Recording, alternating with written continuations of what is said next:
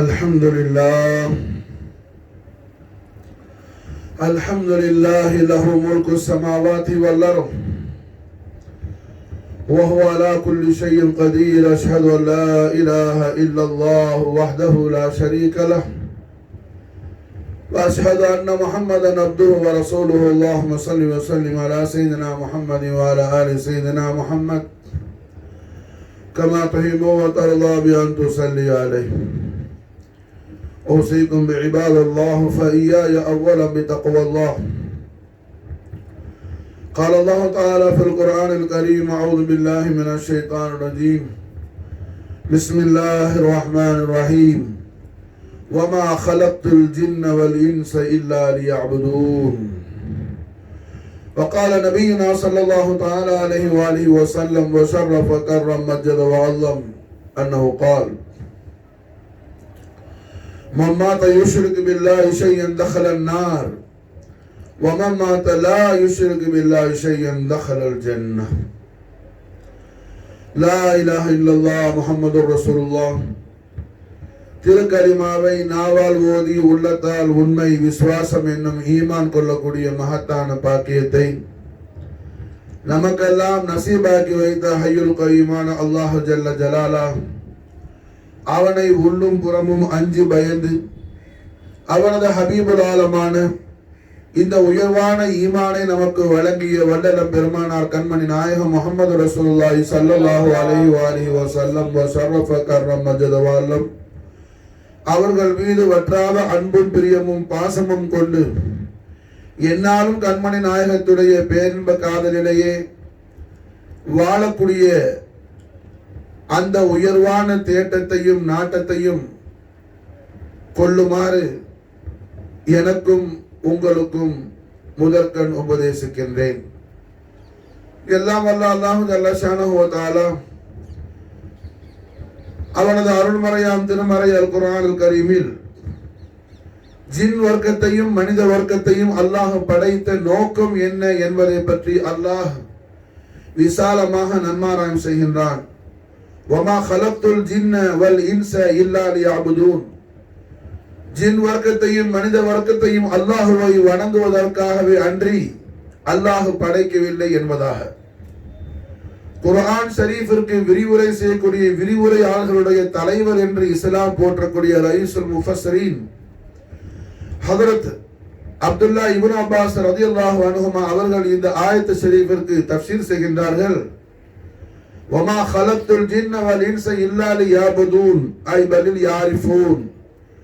அல்லாஹுவை வணங்குவது என்பது அல்லாஹுவை அறிவதாகும், அல்லாஹுவை விளங்குவதாகும், அல்லாஹ் என்றால் யார் என்று உணர்வதாகும் என்பதாக.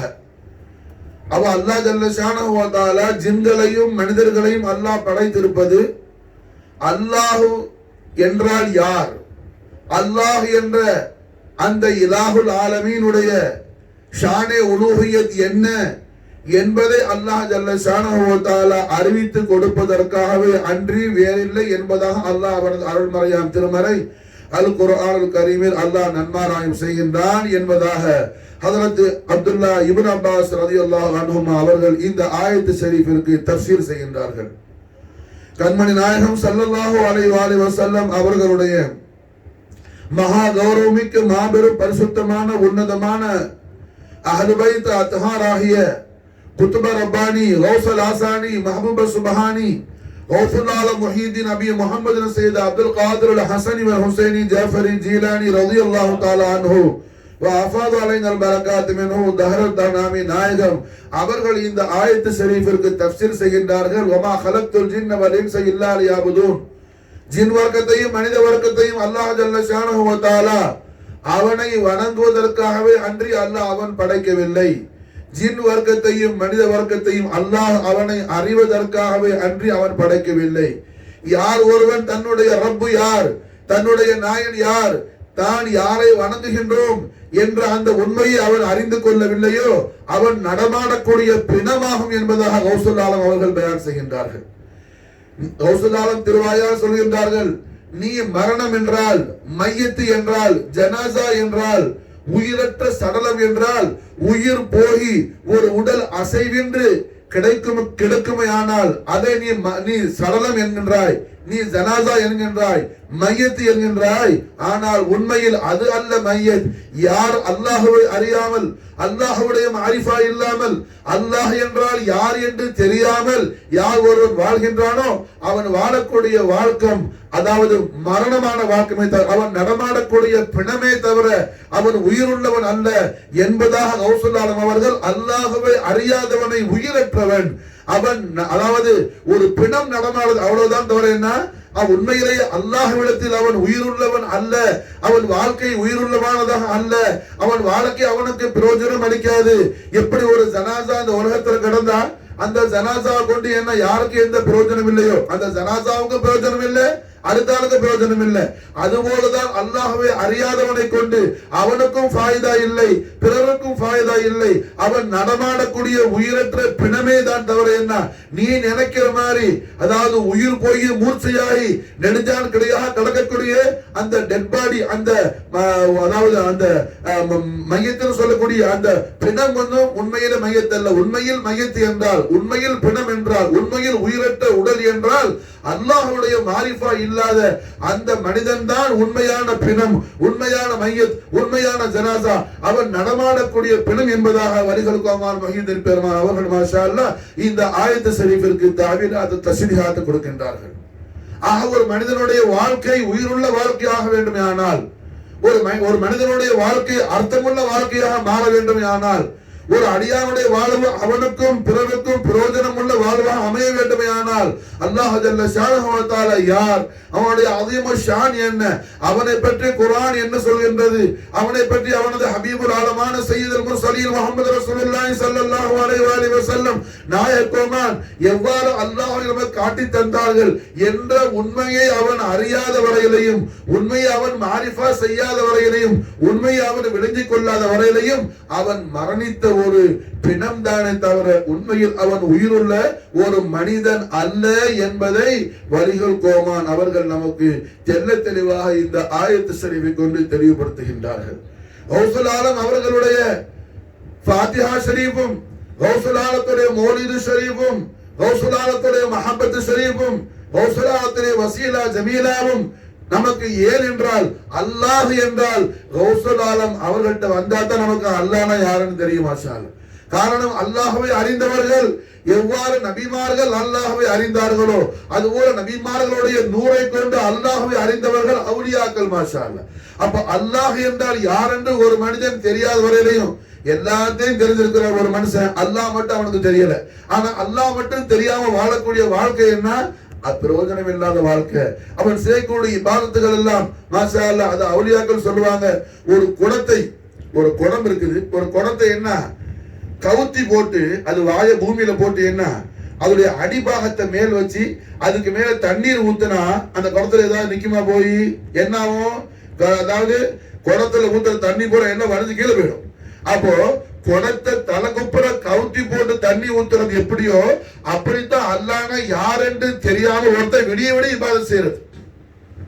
ஒரு மனுஷன் என்ன அல்லாஹ்னா யாருன்னு அவனுக்கு தெரியல, அல்லாஹ் பத்தின ஒரு மாரிஃபாவும் இல்ல, அவன் செய்யக்கூடிய இபாதத்தை எல்லாம் குடத்தை என்ன தலைக்குப்புற கவுத்தி போட்டு தண்ணி ஊத்துற மாதிரி அந்த குடத்துக்குள்ள என்ன எதுவும் போய் தங்காது.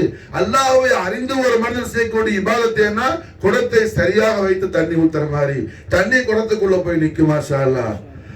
அப்ப அல்ஹம்துலில்லாஹ் அவுலியாக்களுடைய சுஹபத்தும் அவுலியாக்களுடைய முஹப்பத்தும் நமக்கு எதற்காக, அல்லாஹ் என்றால் யார் என்று அறிவதற்காக, அல்லாஹ் என்றால் யார் என்று தெரிவதற்காக. மாஷா அல்லாஹ். அப்ப குர்ஆன் சொல்லுது மன் கான ஹாதி அமா ஃபஹுவ ஃபில் ஆখিরাতি அமா வ அضل السبيلا. யார் இந்த உலகத்துல பொட்டையனா இருந்தானோ குருடனா இருந்தானோ அவன் கியாமத்திலே குருடனா தான் வருவான், பொட்டையனா தான் வருவான்.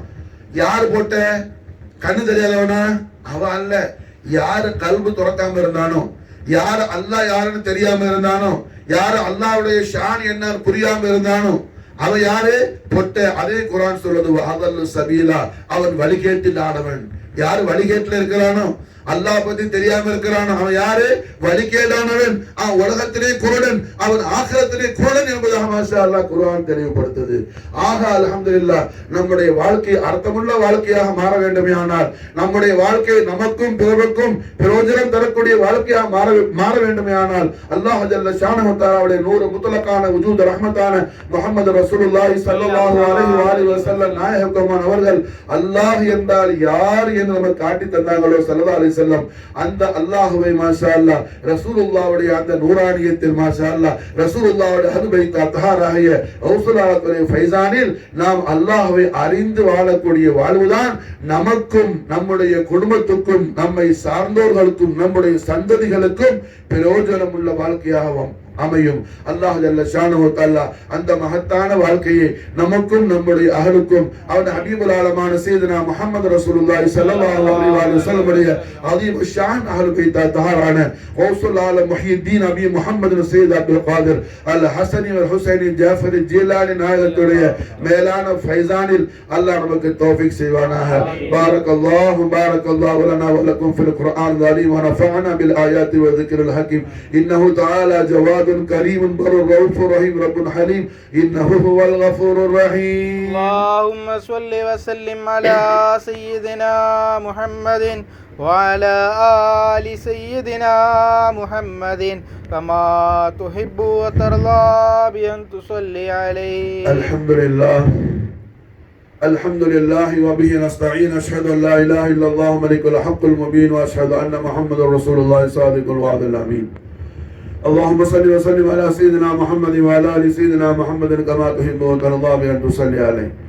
معاشر المسلمين رحمكم الله واتقوا الله وكونوا مع الصادقين. قال سبحانه وتعالى في كلام الأعلى: أعوذ بالله من الشيطان الرجيم. بسم الله الرحمن الرحيم.